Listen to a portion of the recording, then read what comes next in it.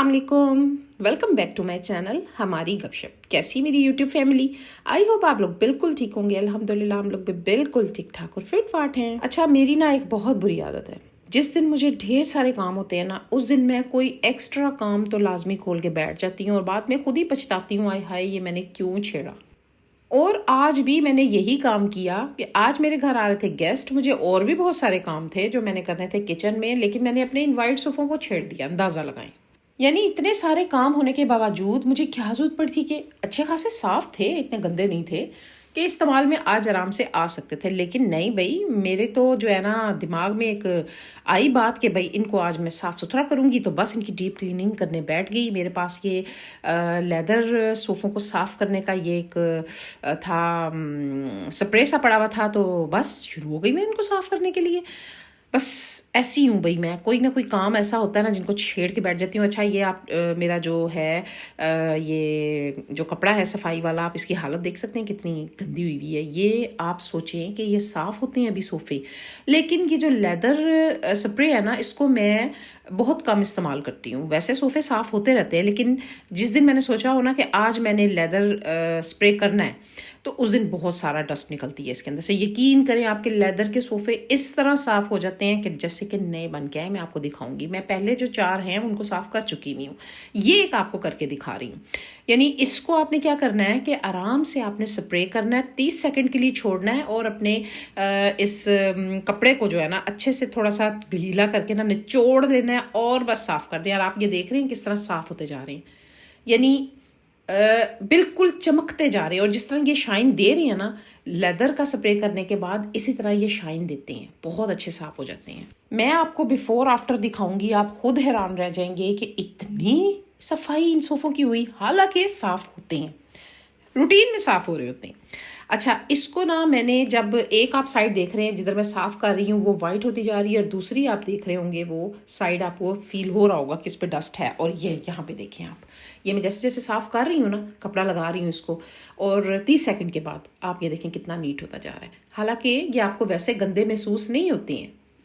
मेरे घर में रूटीन में नीट क्लीन हो रही होती है हर चीज़। और वाइट सोफे तो आपको पता ही है गंदे छोड़ ही नहीं सकते हैं, लेकिन फिर भी आप फ़र्क देख सकते हैं कितना ज़्यादा है ना। सही कहा है किसी ने कि वाइट चीज़ अगर रखनी है ना तो उसकी केयर बहुत करनी पड़ती है। लेकिन मैं आपको बताऊं कि वाइट चीज़ें अच्छी भी बड़ी लगती हैं घर में, सोफ़े वगैरह, पर्दे, कुशन, सारा कुछ बड़ा अच्छे लगते हैं। और मुझे ना वाइट चीज़ें रखना बड़ा मुझे अच्छा लगता है, क्योंकि इससे ना बड़ी खुली खुली सी फीलिंग आती है और बड़ा अच्छा लगते हैं सोफ़े ना। तो चले, कोई नहीं, शुक्र अल्हम्दुलिल्लाह साफ़ हो गया आज। मुझे इतना अच्छा लग रहा ना, सारे नीट क्लीन वाइट वाइट हो गए हैं, बिल्कुल जैसे कि नए बन के आए थे। तो अगर आप मेहनत करें तो काम अच्छा हो ही जाता है। इस वजह से मैंने अच्छे से चमकाए वाइट अपने सोफ़े। और वाइट कलर को ना बहुत ज़्यादा साफ़ रखना पड़ता है। तो असल में रमज़ान आ गया था, पूरा महीना सफाई नहीं हुई, तो इस वजह से जनाब, मतलब सफाई तो होती थी लेकिन वो जो डीपली सफाई होती है ना वो नहीं हुई। तो इस वजह से मैंने सोचा कि आज तो भाई इनको नीट क्लीन हम कर ही देते हैं। तो जनाब, अगर आप लोगों ने अपने वाइट सोफ़े हैं उनको लेदर के हैं साफ़ करना है, तो ये जो मैंने आपको दिखाया था ना स्प्रे, इसकी मैंने थोड़ा सा क्लोज करके आपको दिखाया है, तो ये बहुत साफ़ कर देता है लेदर को। चले जनाब, अब मैं आ गई हूँ किचन में, क्योंकि आज आ रहे थे मेरे घर गेस्ट और मुझे बनाना था खाना।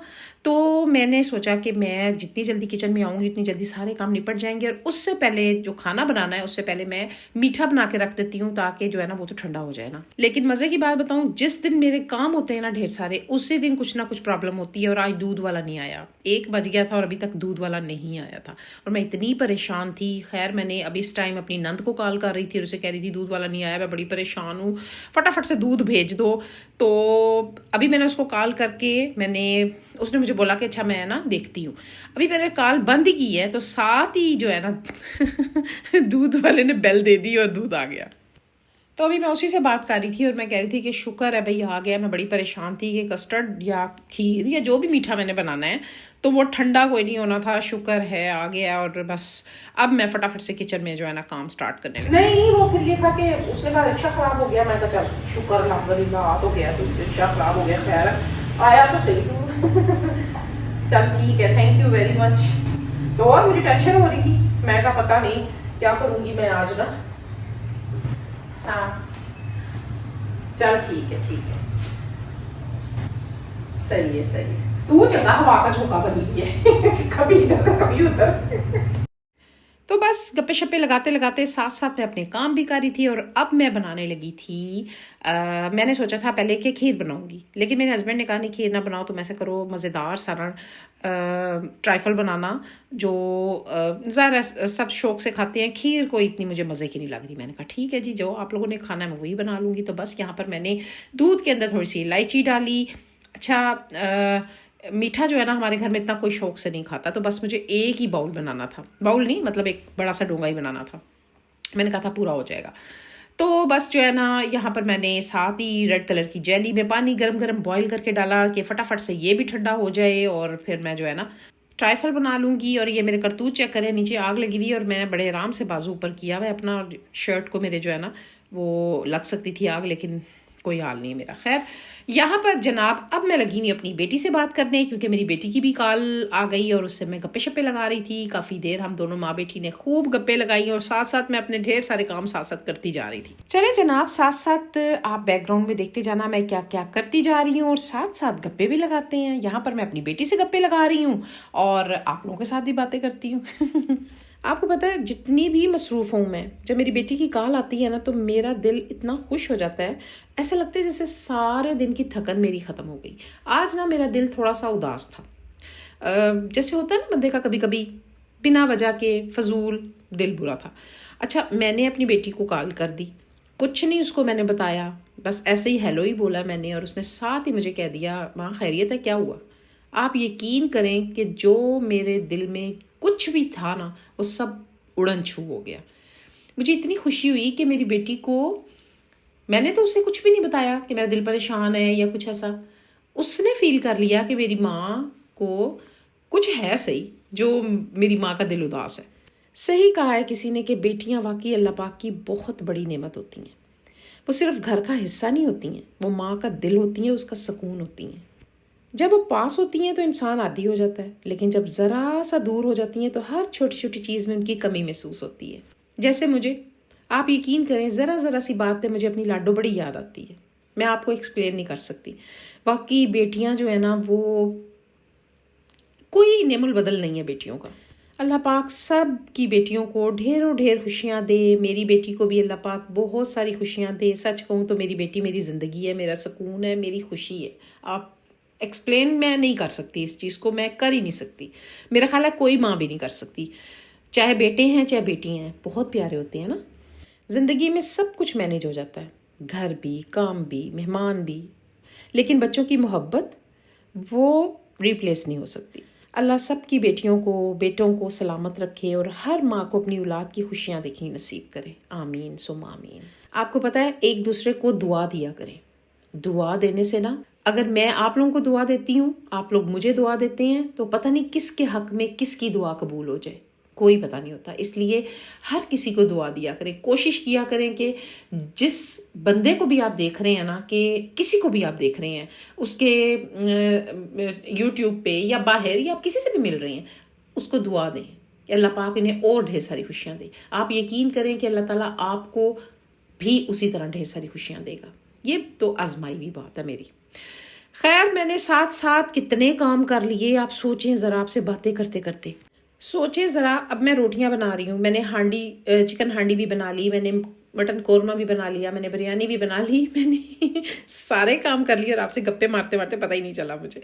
खैर जनाब बड़ी मज़े की हर चीज़ बन गई थी और अब ये टाइम था, रोटियां बना रही थी और मुझे था कि मैं रोटियां बना के रख दूं क्योंकि 7:30 तक हमारे गेस्ट ने आ जाना था। अच्छा मैंने ना चिकन हांडी जो है ना वो बनानी थी, तो मैं मिट्टी की हांडी में बनाना चाह रही थी। जब मैंने उसमें हांडी बनानी शुरू की तो मैं भूल गई कि मैं बड़ी वाली नहीं छोटी हांडी उठा के ले आई हूँ। और अच्छा मेरे अंदाजे में ये था शायद कि इसमें जो है ना ये पूरा हो जाएगा, लेकिन हांडी छोटी पड़ गई मुझे। अब मैंने उसको मिट्टी बड़ी वाली जो मिट्टी की हांडी थी उसमें इसलिए शिफ्ट नहीं किया, मुझे पता था कि इसको हीट में मतलब जब मैं चूल्हे पे रखूंगी तो ये जल्दी इसने कोई नहीं पकाना, क्योंकि आपको पता ही है कि जो मिट्टी की हांडी है वो बहुत लेट जो है उस पर हीट लगती है और वो हांडी ठंडी भी काफ़ी लेट होती है। तो मैं इसलिए रिस्क नहीं लेना चाह रही थी। मैंने कहा इसको मैं कढ़ाई में शिफ्ट करती हूँ ताकि जल्दी जल्दी से बन जाए मेरा, ये ना हो कि काम मेरा और लेट हो जाए। तो खैर अब मैंने सोचा कि ऐसा करती हूँ कि मैं डाइनिंग टेबल के ऊपर ना बर्तन लगा देती हूँ ताकि जब गेस्ट आए तो फिर मुझे उस टाइम बर्तन वगैरह ना लगाने पड़े, तो पहले ही टेबल पे लग गए होंगे। क्योंकि डिनर था तो डिनर पे ये होता है कि आप जितनी जल्दी सर्व कर दें ज़्यादा बेहतर होता है। तो बस अब हमारे गेस्ट आ गए हैं, हम खाना लगाते हैं। और खाना बहुत पसंद आया था सबको, बहुत इंजॉय किया। और शुक्र अल्हम्दुलिल्लाह, जो इंसान बनाता है वो अगर किसी को पसंद आ जाए ना तो इससे बड़ी अच्छी बात और कोई नहीं होती है ना। और जो कुछ मैंने बनाया था उसकी मैंने वीडियो तो बनाई, लेकिन गलती से जनाब मुझे मोबाइल का बटन ऑन नहीं किया मैंने। मतलब किया होगा, इतनी पता नहीं क्या हुआ, कुछ समझ नहीं आई कि वीडियो मेरी कहाँ गई, कुछ समझ नहीं आई। खैर कोई बात नहीं, पता तो है ही आपको, मैंने बताया मैंने क्या क्या बनाया। अब जनाब खाना साथ साथ टेबल पे रखा जा रहा है। असलम को मैंने कहा था कि साथ साथ हर चीज़ टेबल पे रखने शुरू कर दो। पानी वगैरह हमने दे दिया था तो ताकि जो है ना आहिस्ता आहिस्ता हर चीज़ गर्म होती जाए और सारी टेबल पे जाती जाए। और लास्ट में एक बात तो मैंने आप लोगों से लाजमी करनी है, जिन जिन के पास बेटियाँ हैं, जिन जिन को अल्लाह पाक ने ये नेमत दी है, एक छोटी सी रिक्वेस्ट है, हम्बल रिक्वेस्ट, अपनी बेटियों से बहुत प्यार करें। क्योंकि बेटियां वाकई बहुत ख़ास होती हैं, बेटियां अल्लाह पाक की रहमत होती हैं। हर माँ बाप मेरी दुआ है कि अपनी बेटी की कदर करें और इसे बहुत सारा प्यार दें, क्योंकि ये बेटियां नसीब वालों को मिलती हैं। चलें जी, इस टाइम खाना वगैरह टेबल पे सर्व हो चुका हुआ है, सब खाना खाने लगे थे। और मैंने सोचा कि मैं एक दफ़ा देख लूँ कि टेबल पे कोई चीज़ रह ना जाए, मतलब टेबल पे कोई चीज़ ऐसी ना हो जो मैंने ना रखी हो। क्योंकि जनाब अक्सर क्या होता है कि मैं जो कुछ बनाया होता है उसमें से कुछ ना कुछ फ्रिज में रह जाता है, मेरे साथ अक्सर ऐसा होता है। और बाद में याद आता है हाँ मैंने तो वो भी रखना था। तो इसलिए मैं एक लास्ट जो होती है ना नज़र लाजमी टेबल पे डाल लेती हूँ। तो बस यहाँ पर मीठा मैंने एक ही बनाया था, क्योंकि मीठा मुझे पता है कि आजकल के दौर में ना हर कोई मीठा खाने से बड़ा ही कतराता है। हालांकि मैं स्टेविया में बनाती हूँ और लेकिन ये है कि ज़ाहिर होता तो मीठा ही है ना। तो बस यहाँ पर मीठा सर्व हुआ और यहाँ पे सब बातें शातें कर रहे थे। और आज भाई बहुत ज़्यादा शदीद ज़लज़ला आया था, इतना शदीद, यहाँ पे हम यही बात कर रहे थे कि अल्लाह पाक खैर का टाइम लेकर आए। बड़ी शदीद, बहुत ज़्यादा शदीद ज़लज़ला आया था। अल्लाह ताला खैर करे, हर तरफ खैर वाफियत रखे, आमीन सुम आमीन।